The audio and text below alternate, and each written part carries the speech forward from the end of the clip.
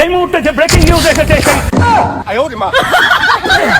এই মুহূর্তে breaking news হচ্ছে, এডিটের মায়ের বাপের হাতে হকার সাংবাদিক ধরা পড়ছে।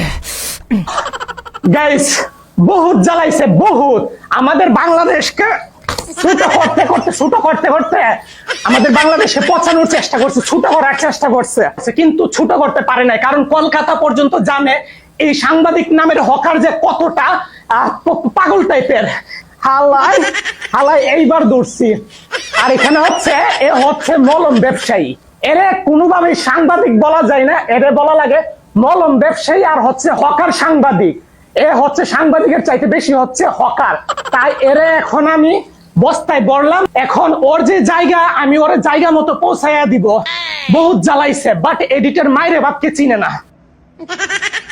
বহুত জ্বালাইছে, এবার চলো